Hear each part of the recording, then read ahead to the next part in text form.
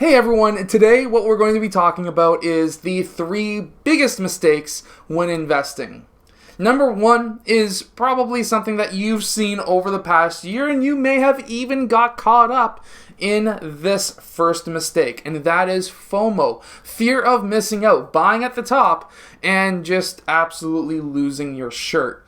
Now, a lot of people got caught in the GameStop trade. A lot of people made money in the GameStop trade. However, a lot of people got caught in it. I didn't. As soon as somebody starts saying to buy a stock and they're emotional behind it, I stay away. If they're saying that to sell it and they're getting emotional, that's when I want to buy it. I want to do the opposite of what people's emotions want to do because that's how you make money. But either way, the issue behind it is this.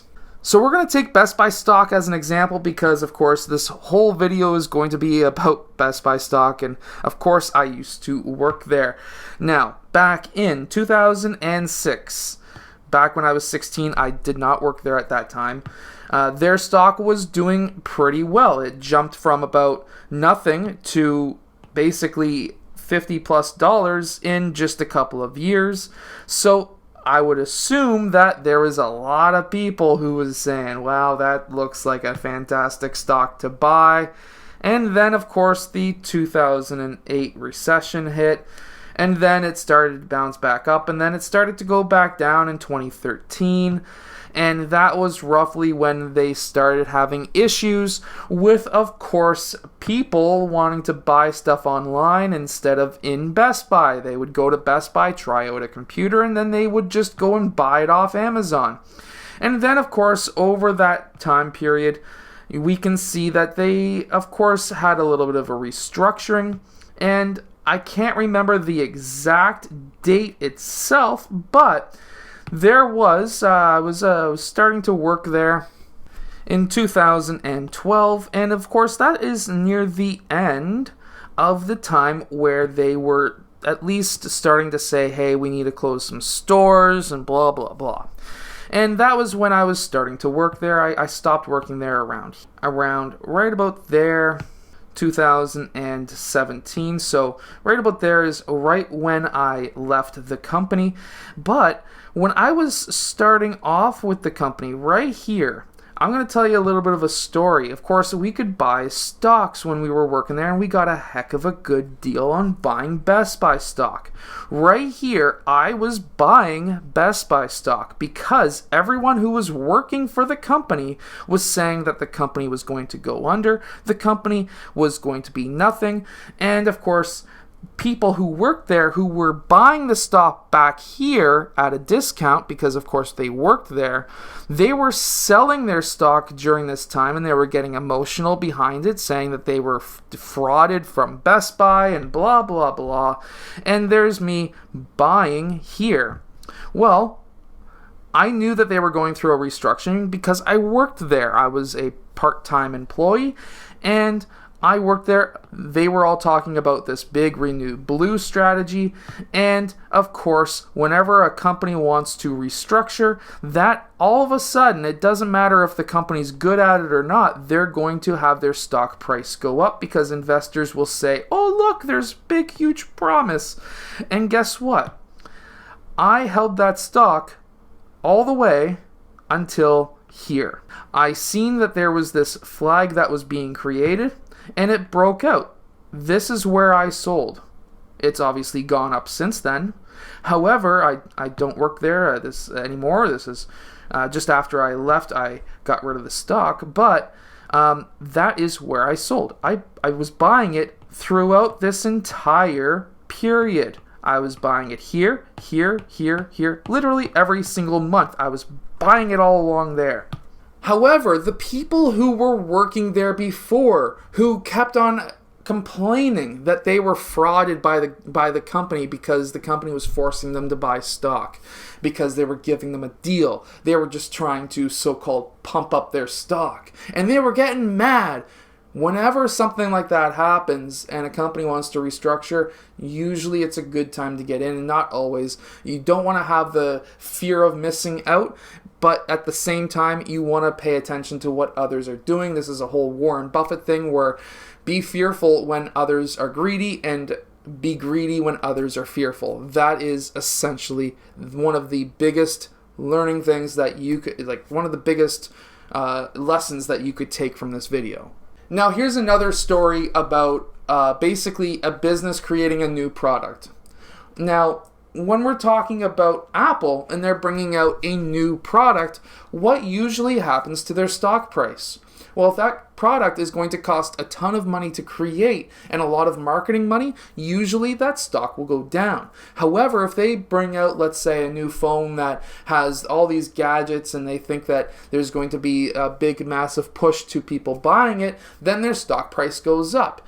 And usually what will happen is the stock price will go up before the announcement, and then the product is just not huge, and then the stock price will go down. That's what usually happens. By the time the product's actually launched, the price is already baked into the stock price for that product, and people just say, well, I'm not going to buy this stock at this price. That's why usually 90% of the time Apple stock goes down when they release a new product.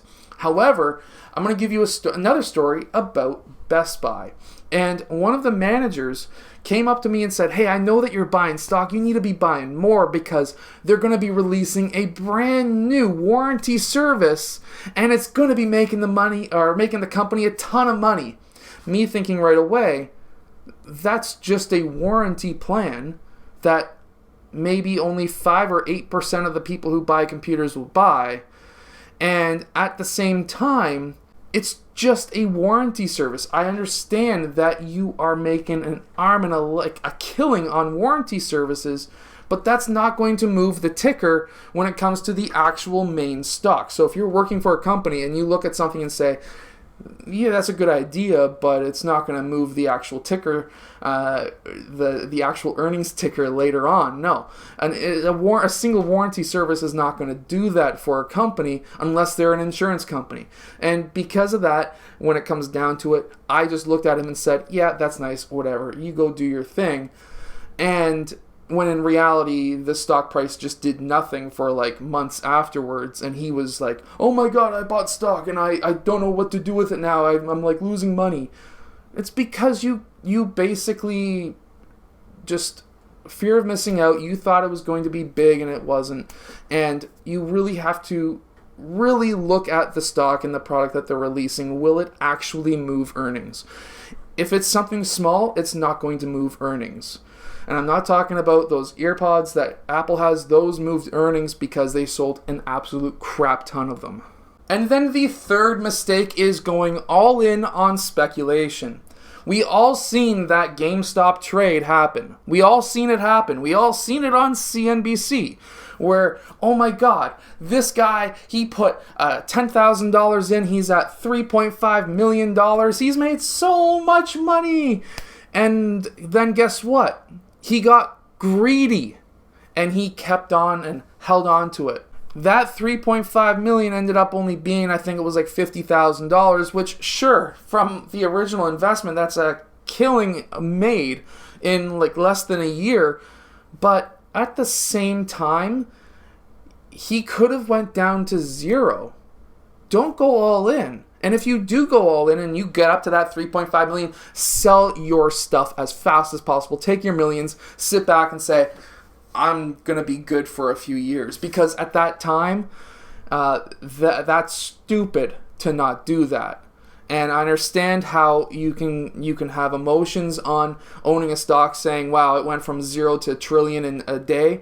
I understand that, but at the same time, take your earnings.